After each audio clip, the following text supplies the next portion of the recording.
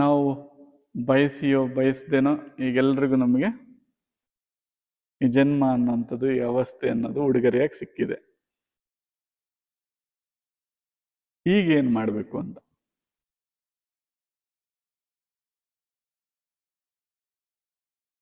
ವಾಹನಗಳು ಅಂತಂದ ತಿಳ್ಕೊಂಡ್ರೆ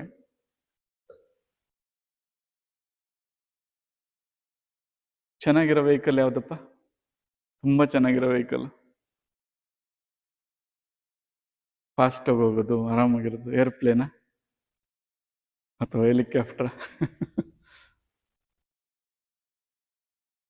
ಹೆಲಿಕಾಪ್ಟರ್ ತಗೊಳ್ಳೋದು ಜೀವನದ ಉದ್ದೇಶ ಅಂತ ಅನ್ಕೊಂಬಿಡೋದು. ಅದಕ್ಕಾಗಿ ಪೂರ್ಣ ಶ್ರಮ ಹಾಕಿ ಇಡೀ ಜೀವನವೆಲ್ಲ ಅದಕ್ಕೆ ವಿನಿಯೋಗಿಸ್ಬಿಟ್ಟು ಇನ್ನೇನು ನಾಳೆ ಹೆಲಿಕಾಪ್ಟರ್ ತಗೋಬೇಕು, ಇವತ್ತು ನಿಮ್ದೇನ ಪ್ರಾಣ ಹೋಗ್ಬಿಟ್ರೆ ಏನಾಗುತ್ತೆ?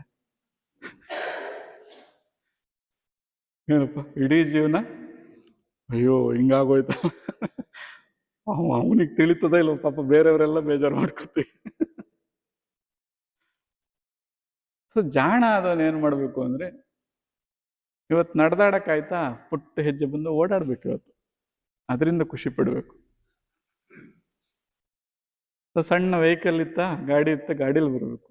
ಇರಲಿ, ಉದ್ದೇಶ ದೊಡ್ಡದೇ ಇರಲಿ, ಆದರೆ ವಾಸ್ತವದಲ್ಲಿ ತಿಳುವಳಿಕೆ ಇರೋನು ಏನು ಮಾಡಬೇಕು, ಈಗ ಏನಿದೆಯೋ ಅದನ್ನ ಅನುಭವಿಸ್ಬೇಕು. ಅದಿರಲಿ, ಅದು ತಗೋಣ, ಬೇಡ ಅಂತ ಏನಿಲ್ಲ. ಇವ್ಯಾವುದು ಅನುಭವಿಸ್ದೆ ಕೊನೆಗೆ ಅದನ್ನು ಅನುಭವಿಸ್ದೆ ಹೋದ್ರೆ ಏನಾಗುತ್ತೆ? ಜೀವನಕ್ಕೆ ಅರ್ಥನೇ ಇರಲ್ಲ, ಪೂರ್ತಿ ವ್ಯರ್ಥ ಆಗೋಗ್ತದೆ. ಹಾಗಾಗಿ ಈಗ ಹೇಗಿದ್ದೀವೋ ಏನಿದ್ದೀವೋ ಇದನ್ನ ಸರಿಯಾಗಿ ವಿನಿಯೋಗಿಸ್ಕೋಬೇಕು. ಎಲ್ಲಿ ವಿಫಲರಾಗಿದ್ದೀವಪ್ಪ ಅಂದರೆ ಅದನ್ನ ಎಷ್ಟು ಪ್ರಮಾಣದಲ್ಲಿ ವಿನಿಯೋಗಿಸ್ಕೋಬೇಕು, ಯಾವ ರೀತಿ ವಿನಿಯೋಗಿಸ್ಕೋಬೇಕು ಅನ್ನೋಂಥ ತಿಳುವಳಿಕೆ ಇಲ್ಲದೆ ಇರೋದ್ರಿಂದ ಕಷ್ಟಪಡ್ತಾ ಇದ್ದೀವಿ ಅಷ್ಟೆ. ಆ ಪ್ರಮಾಣ ಪರಿಣಾಮದ ಅರಿವು ಇಟ್ಕೊಂಡು ಎಷ್ಟು ವಿನಿಯೋಗಿಸ್ಕೋಬೇಕು ಅಷ್ಟು ವಿನಿಯೋಗಿಸ್ಕೊಂಡು ಬದುಕು ಬಹಳ ಸುಂದರವಾಗಿರುತ್ತೆ.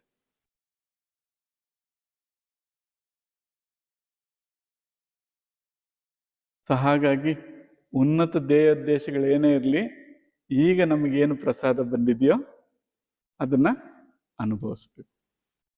ಅದು ಅನುಭವಿಸ್ಲಿ ಅಂತಲೇ ಪಾಪ ಪ್ರಕೃತಿ ಈ ಥರ ನಿರ್ಮಾಣ ಮಾಡಿದೆ. ಯಾರದಕ್ಕೆ ವ್ಯತಿರಿಕ್ತವಾಗಿ ನಡೀತಾರೋ ಅವ್ರಿಗೆ ಸ್ವಲ್ಪ ಪನಿಷ್ಮೆಂಟ್ ಇದೆ. ನಾವು ಸ್ವಲ್ಪ ಇದನ್ನ ಪ್ರಶ್ನೆ ಮಾಡಿಕೊಂಡ್ರೆ ಸಾಕು. ಯಾರು ದುಃಖಿಗಳಾಗಿದ್ದಾರೆ ಅಂತ ಕೇಳ್ಕೊಂಡ್ರೆ, ಇದೊಂದು ಆದ್ಮೇಲೆ ನಾನು ಆರಾಮಾಗಿರ್ತೀನಿ ಅಂತ ಯಾರು ಅಂದ್ಕೊಂಡಿದಾರ, ಅಂದ್ರೆ ಇರೋದನ್ನ ಅನುಭವಿಸ್ದೆ ಏನಪ್ಪ ಅದೊಂದು ಮುಗಿದ್ಬಿಟ್ಟು ನಾನು ಆರಾಮಾಗಿರ್ತೀನಿ ಅಂತ ಯಾರು ಅಂದಿದ್ದಾರೋ ಅವರೆಲ್ಲ ಹೇಗಿದ್ದಾರೆ? ದುಃಖ ಅವತ್ತಿಂದನೇ ಪ್ರಾರಂಭ ಆಗಿದೆ. ಸೊ ಈಗ ಒಂದು ಗುಟ್ಟು ಸಿಕ್ತು, ಏನದು? ಇರೋದನ್ನು ಮಹಾಪ್ರಸಾದ ಅಂತ ಅನುಭವಿಸ್ದವನು ಸುಖಿಯಾಗಿರ್ತಾನೆ ಅಂತ. ಅದೇನಾದ್ರೂ ಬಂದಿರ್ಲಿ, ಹೇಗೆ ಸ್ವೀಕರಿಸ್ಬೇಕು ಅದನ್ನ? ಪ್ರಸಾದ. ನೀನು ಇದನ್ನ ಹೀಗಿರು ಅಂತ ಕೊಟ್ಟಿದ್ದಾನೆ, ದಯಪಾಲಿಸಿದ, ಅಂದ್ರೆ ನೀನು ಹೀಗಿರ್ಬೇಕು. ಸೊ ಈ ಪಾತ್ರ ನಿರ್ವಹಿಸಿದ್ರೆ ಇನ್ನೊಂದು ಪಾತ್ರಕ್ಕೆ ಅವನು ಎಲಿಜಿಬಲ್ ಆಗ್ತಾನೆ. ಸೊ ಸೈಕಲ್ ತುಳಿದ್ರೆ ಮೋಸ್ಟ್ಲಿ ಬೈಕ್ ಸಿಗುತ್ತೆ, ಬೈಕ್ ಆದ್ಮೇಲೆ ಕಾರ್ ತಗೋತಾನೆ. ಇರ್ಲಿ ಹಾಗೆ. ಸೊ ಈಗ ಮೊದಲು ಮಾಡಬೇಕಾಗಿರೋದು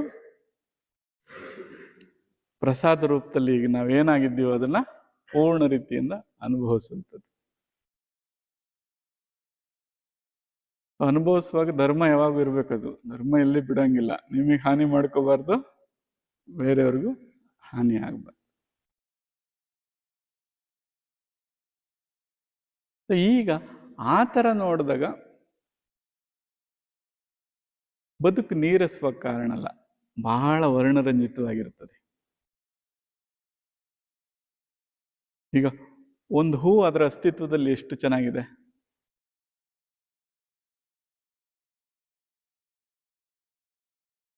ಅದನ್ನ ನೋಡೋ ಅಂತ ಕಣ್ಣುಗಳು ಬೇಕು. ಈಗ ಆ ಹೂ ಅರಳಬೇಕಾದ್ರೆ ಇಡೀ ವಿಶ್ವ, ಅದರಲ್ಲಿ ಈ ಗ್ಯಾಲಾಕ್ಸಿಗಳು, ಅದರಲ್ಲಿ ಸೌರಮಂಡಲ, ಅದರಲ್ಲಿ ಭೂಮಿ, ಇಲ್ಲಿ ಆ ಫಲವತ್ತತೆ, ಆ ಅವತಾರ ತಗೊಳ್ಳೋದಕ್ಕೆ ಎಷ್ಟು ಯುಗಗಳು ತಗೊಂಡಿದ್ಯೋ ಅದು. ನೋಡ್ಬೇಕದು, ಅದು ಅವತಾರ ಅಂತ. ಯಾವುದ್ರ ಅವತಾರ? ಈ ವಿಶ್ವರೂಪದ ಅವತಾರ. ವಿಶ್ವರೂಪ ದರ್ಶನ ಆಗ್ಬೇಕು ಅಂದ್ರೆ ಆ ದೃಷ್ಟಿ ಬೇಕಲ್ಲ. ಹೇಳ್ತೀವಲ್ಲ, ವಿಶ್ವರೂಪ ದರ್ಶನ ಅಂದ್ರೆ ಹೀಗೆ ಆಗ್ಬೇಕು ಅಂತಲ್ಲ, ಅದಾಗ್ಬೇಕಾಗಿರೋದು ಹೇಗೆ? ಎಲ್ಲ ಕಡೆಯಲ್ಲೂ ಯಾವ್ಯಾವ ರೀತಿ ಅವತರಿಸ್ತಾ ಇದೆ, ಇದು ಹೌದು ಅದು ಹೌದು.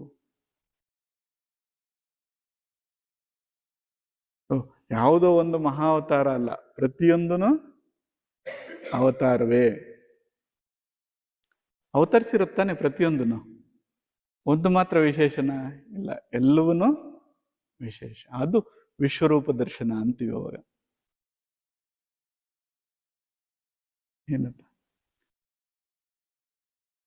ಅಂತ ದೃಷ್ಟಿ ಭಗವಂತ ದಯಪಾಲಿಸಿದ್ರೆ ಮಾತ್ರ ಸಾಧ್ಯ.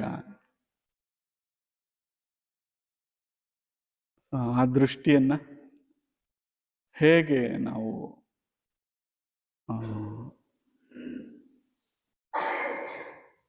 ಪ್ರಜ್ವಲಿಸ್ಕೊಳ್ಳುವಂಥದ್ದು ಅಥವಾ ಪ್ರದೀಪಿಸ್ಕೊಳ್ಳುವಂಥದ್ದು ಅನ್ನೋದನ್ನ ಸಾಧ್ಯವಾದಷ್ಟು ಒಂದೊಂದೇ ಸೂತ್ರದ ಮೂಲಕ ತಿಳ್ಕೊಳ್ತಾ ಹೋಗೋಣ.